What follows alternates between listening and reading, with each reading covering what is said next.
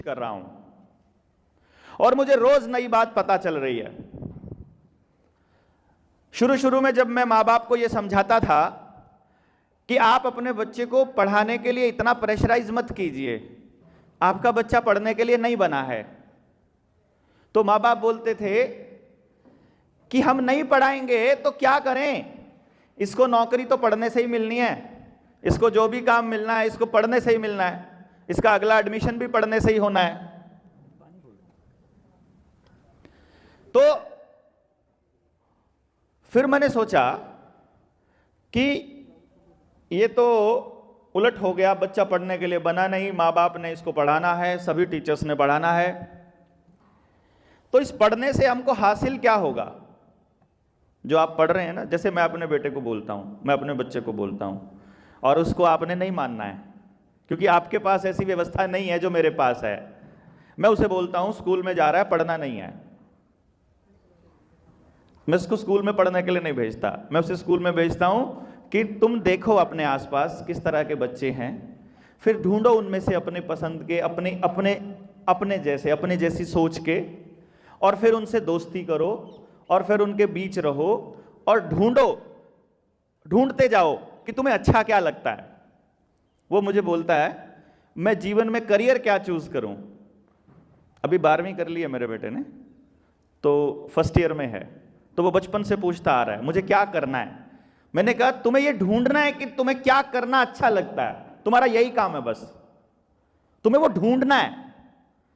तो तुम्हें art class भी भेजना है, तुमने म्यूजिक क्लास भी ज्वाइन करनी है, तुमने डांस क्लास भी ज्वाइन करनी है, तुमने स्विमिंग भी ज्वाइन करनी है, खेल भी ज्वाइन करने हैं, खेल भी 3-4 ज्वाइन करने हैं, तुमको बोलना भी है, तुमको सुनना भी है, तुमको पढ़ना भी है, तुमको खाना बनाना भी ट्राई करके देखना है। इन सारे कामों में से ऐसा कौन सा काम है जिसको करने के बाद तुम समय और भूख को भूल जाते हो? जैसे कई माँ बाप मुझसे बात करते हैं, जी सुबह निकला था, शाम तक घर ही नहीं आया, छुट्टी वाले दिन सारा दिन ही खेलता रहा दोस्तों के साथ। मतलब इसका मतलब यह हुआ पूरा दिन उसको यह भी नहीं पता चला कि पूरा दिन बीत गया और उसे भूख भी नहीं लगी, है ना? तभी तो ऐसा हो सकता है। इसका मतलब उसे कोई एक काम तो मिला जिसमें वो समय और भूख भूल जाता है। यदि मेरा समाज और आपके माँ बाप और ये टीचर्स और ये स्कूल और ये पूरी सिस्टम यदि इतना सुनिश्चित कर दे कि मेरे बच्चे को, मतलब आप सब मेरे बच्चे हो, यानी मेरे बच्चों को जो भी अच्छा लगता है उससे उसका जीवन कैसे चलेगा, बस इतना सुनिश्चित कर दें, तो फिर आपको मजबूरी में किसी की नौकरी करने की जरूरत नहीं पड़ेगी। इतना सुनिश्चित कर दें कि तुम कुछ भी करो तुम्हारी रोटी का इंतजाम हो गया है, तुम्हें कोई किसी की नौकरी करने की आवश्यकता नहीं है, पूरा समाज तुम्हारे लिए खड़ा है। दुर्भाग्य से क्योंकि बच्चे सबके साझले होते हैं, एक बच्चे का फायदा अगर होगा तो यह पक्का है कि दूसरे बच्चे का नुकसान होगा, यह तय है। अब यह बात समझ में आ रही है पेरेंट्स को। मैं जब टीचर से बात करता हूं, क्योंकि मैं पूरे सिस्टम से लड़ने की बात कहता हूं, बहुत मुश्किल होता है पूरे सिस्टम से लड़ना, इसलिए मैं क्या कहता हूं कि जिसके बस का जितना है उतना कर लो। अभी जितना है मैं लड़ पा रहा हूं, मैं बोल पा रहा हूं, वो मैं बोल रहा हूं। आप नहीं बोल सकते, कोई बात नहीं, पर कम से कम बात को समझकर उसके ऊपर विचार तो जरूर करिए और सोचिए कि क्या हम सही दिशा में जा रहे हैं। आप में अपनी अपनी क्लास का टॉपर कौन है? हाथ खड़ा करो। अपनी अपनी क्लास में फर्स्ट कौन आया था पिछले पेपर में? जो फर्स्ट आने वाले बच्चे हैं, पहले नंबर पर जो बच्चे आए थे, फर्स्ट रैंक जिनका था, इन लाइनों में नहीं है फर्स्ट आने वाले बच्चे, अपनी अपनी क्लास के टॉपर्स ये बच्चे हैं। ये तो एक क्लास में एक ही बच्चा आया। अब सोचना, जब ये बच्चे घर गए होंगे और इन्होंने कहा होगा मम्मी मैं फर्स्ट आई। आपकी कौन सी क्लास है? 9th। अब 9th में कितने सेक्शन है? यहां कितने सेक्शन है जी? एक ही सेक्शन है। कोई है ऐसा सेक्शन जिसमें 2 या 3 हो? 6th में है, मान लो 3। हम ये कह दें कि भाई 6th क्लास में जो बच्चा फर्स्ट आया, घर जाते ही मम्मी ने पूछा या बच्चे ने बताया कि मम्मी मैं फर्स्ट आया, तो मम्मी का पहला सवाल होगा, तीनों सेक्शनों में कौन फर्स्ट आया? पूछते हैं ना, दूसरे बाकी के सेक्शंस में कौन फर्स्ट आया? और फिर ये पूछते हैं कि तुम तीनों सेक्शंस में फर्स्ट क्यों नहीं आए? और जो पहले नंबर पर आया है वो तो एक है, और पूरी क्लास में जितने भी बाकी बच गए उन सब के घर वाले उनको ये कह रहे हैं कि तुमको फर्स्ट आना है अगली बार। तो अगर अगली बार किसी और बच्चे को फर्स्ट आना है तो जो अब की बार फर्स्ट है उसे नीचे जाना पड़ेगा कि नहीं जाना पड़ेगा? यानी कि पहले नंबर पर कितने बच्चे रह सकते हैं? एक। दूसरे नंबर पर कितने बच्चे रह सकते हैं? तीसरे पे कितने? यानी क्लास में जितने बच्चे हैं, एक बच्चा पहले नंबर पर आएगा, पक्का रैंक होगा उसका, एक दूसरे पे आएगा, एक तीसरे पे आएगा और एक लास्ट नंबर पर भी आएगा।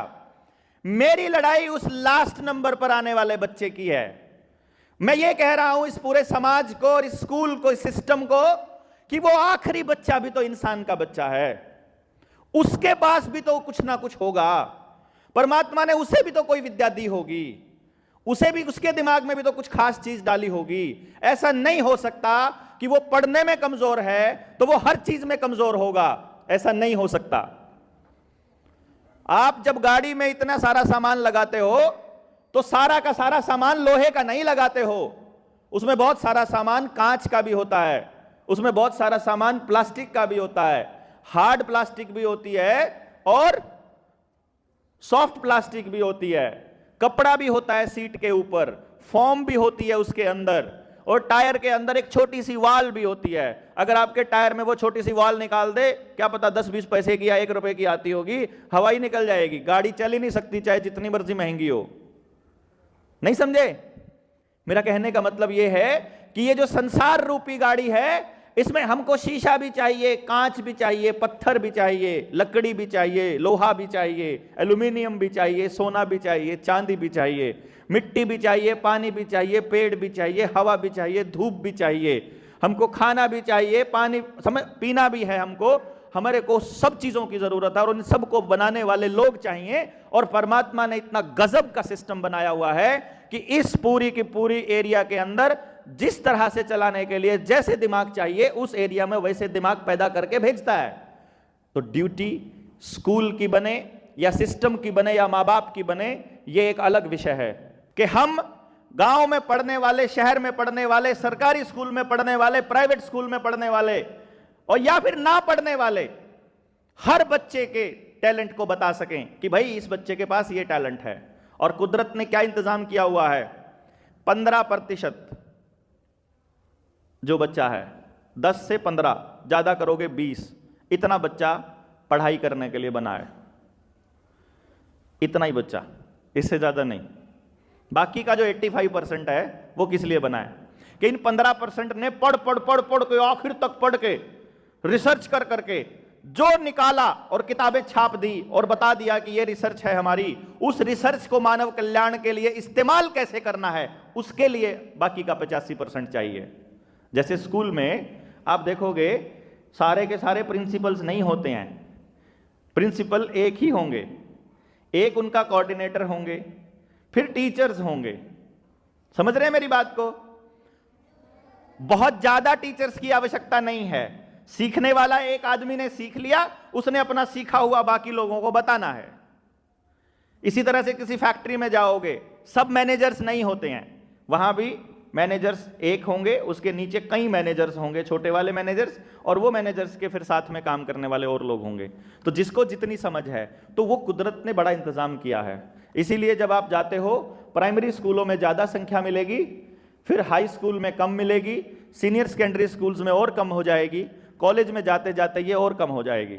और आपको पता चले इस सिस्टम का हमसे पहले वालों को मालूम था। इसीलिए अगर हर साल 25 लाख बच्चा 12वीं करता है एक बोर्ड से, तो उस बोर्ड के बच्चे को पढ़ने वाले मात्र 4 लाख बच्चों के लिए ही उस हायर सेकेंडरी के बाद जो कॉलेज में पढ़ते हैं, ग्रेजुएशन की सीट्स अवेलेबल हैं। Doctors, engineers, BSc, BCom, BBA, BA, LLB, जितने कोर्स ग्रेजुएशन 12वीं के बाद के हैं, टोटल कॉलेजेस में सीट ही 4 लाख से 6 लाख है। उस 24 लाख का परसेंटेज निकाल के देखोगे, वही 15-16% बचता है। उन 15-16 वाले में से आगे जाने वाले जो मास्टर्स की क्लास जाएंगी, मास्टर्स में एमएससी करने के लिए, एमए करने के लिए और सीट कम हो जाएंगी, वो भी प्रतिशत उतना ही बनेगा। फिर एमए करने के बाद जो पीएचडी के लिए सीट्स होती हैं वो भी उतना ही प्रतिशत बनेगा। उससे अगले स्टेप पे जाते जाओगे तो वो कम होता जाएगा। ये बात हमको समझ में आनी जरूरी है। मैंने काफ़ी रिसर्च के बाद 8-10 साल अपनी ज़िंदगी के लगाने के बाद 2009 में एक ऐसा सिस्टम तैयार कर दिया था कि मैं 3 साल की उम्र से लेकर किसी भी बच्चे का टैलेंट एग्जैक्ट बता सकता था, कि ये बता सकता हूँ मतलब कि इस बच्चे को परमात्मा ने ये दिमाग दिया है और ये बच्चा ये काम करने के लिए बना है। यदि उसके स्कूल टाइम में हम माँ बाप और शिक्षक मिल करके अपने स्कूल के आसपास या वहाँ पर अपने समाज में ये व्यवस्था कर सकें कि अपनी ज़िंदगी का, अपने पूरे दिन का मात्र 2 घंटे का समय बच्चा अपने स्किल को दे दे जो परमात्मा ने दी है, बाकी 22 घंटे वही करे जो करता जा रहा है, तो वो बच्चा जीवन में कभी भी ना डिप्रेशन में जाएगा, ना अपराध करेगा, ना कभी उसके रिश्ते खराब होंगे, ना कभी वो भूखा मरेगा, ना कभी वो बेरोजगार रहेगा। इसकी गारंटी है। मात्र 2 घंटे अपने स्किल को देना है डेली, कुछ नहीं करना, और बाकी जो कर रहा है वो करते जाना है। जिनका बहुत ज़्यादा एजुकेशन का लेवल बहुत ऊंचा नहीं होता है। बड़ी बात यह है, एक रिसर्च और करनी है पढ़ने वाले बच्चों को, हमारे टीचर्स को और जितने माँ बाप सुन रहे हैं उनको, कि आज तक ज़िंदगी में आपने जितनी भर्तियां देखी हैं उन भर्तियों में कितनी भर्ती हुई है और कितने बच्चों ने फॉर्म भरे थे। अगर उसका प्रतिशत निकालोगे तो आज के दौर में जो प्रतिशत मिलेगा, पास का जो प्रतिशत मिलेगा, वो मिलेगा 0.01% से भी कम। 0.1% से कम बच्चा पास होता है किसी भी एग्जाम में। यानी फेल होने की गारंटी कितनी है?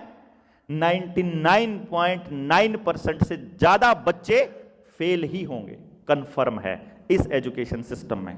एक दूसरा सिस्टम, अल्टरनेट सिस्टम, जिसके लिए मैं आपके बीच खड़ा हूं, वो ये है, आपके माँ बाप की मदद से, आपके विद्यालय की मदद से हम आपके लिए एक ऐसा एजुकेशन सिस्टम खड़ा करें कि आपके स्कूल में ही आपकी रेगुलर पढ़ाई के साथ आपका टैलेंट भी विकसित किया जाए, आपके टैलेंट को तैयार किया जाए, जो आपके अंदर असली टैलेंट है उसको निखारा जाए, और उस टैलेंट से आपको अपना घर कैसे चलाना है, अपना जीवन कैसे चलाना है, वो आपको स्कूल में ही सिखा दिया जाए। तो आप में से कोई बेरोजगार बचेगा? आप सबको काम करना आएगा ना, आपको काम करना है और उस काम में आपको मजा आ रहा है, फिर क्या फर्क पड़ता है पैसा कम मिले कि ज्यादा मिले? आपको अच्छा लग रहा है ना। आप ज्यादा बड़ी, आप बताओ, 5 करोड़ की गाड़ी में बीमार होकर रहना चाहते हो या साइकिल पर स्वस्थ रहना चाहते हो? सीधी सी बात है, कोई भी आदमी बीमार रहकर, उदास रहकर, दुखी रहकर, परिवार तोड़कर, नशे में रहकर, सामाजिक दूरी बनाकर अपराध की दुनिया में नहीं जीना चाहता। उसके पास कितना ही पैसा हो, वो सुख शांति और प्रेम से जीना चाहता है। पैसा थोड़ा कम भी चलेगा, पर उसे जिंदगी जीने में आनंद आना चाहिए। और जिंदगी जीने के आनंद का एक ही सूत्र है कि जो कर रहे हो वो अच्छा लग रहा है कि नहीं, उसको मन से कर रहे हो कि नहीं, दिल से कर रहे हो कि नहीं। इसीलिए मैं जब अपने बच्चे को ये बोलता हूं कि बेटा पढ़ने सिर्फ तब बैठना जब पढ़ने को मन कर रहा है, और तब तक मत उठना जब तक पढ़ने का जी कर रहा है। इसीलिए उसको ये बात समझ में आ गई, जब उसको मन करता है तब वो पढ़ लेता है, और वो तब इतना पढ़ लेता है कि मैं आपको बताता हूं, 7 साल की उम्र में, 7 साल की उम्र में कौन सी क्लास में होते हैं हम? दूसरी क्लास में होते हैं। जब वो दूसरी क्लास में था तो उसने 10th क्लास का मैथ, फिजिक्स, केमिस्ट्री कर दिया था खत्म। जो मेरा बेटा है ना, आप ढूंढना, जाकर के सर्च करोगे वंडर किड ऑफ इंडिया यशस्वी बल्हारा, आपको मिलेगा। और ऐसे बहुत सारे बच्चों के ऊपर हमने काम किया और हमने दिखाया नंबर लेना, पढ़ाई करना बहुत मुश्किल नहीं है बच्चों, बहुत आसान है। मैं किसी दिन आपके लिए स्पेशल आऊंगा और आपको बता के जाऊंगा कि जितनी देर आप पढ़ते हो, मान लो 2 घंटे पढ़ते हो ना घर जाकर, आप जितना काम 2 घंटे में करते हो, अगर आपने मेरा सिस्टम समझ लिया कि आपको कैसे पढ़ना चाहिए, तो वही काम जो 2 घंटे में कर रहे हो आधे घंटे का भी नहीं है, आधे घंटे का भी नहीं है। सब काम उतनी मेहनत में तो आप पता नहीं क्या कर लोगे। वो टाइम आप अपना बचा सकते हो। तो आप चाहते हो ऐसा कुछ हो जाए कि नहीं चाहते हो? इसके लिए हमने एक प्लान किया है, एक योजना बनाई है।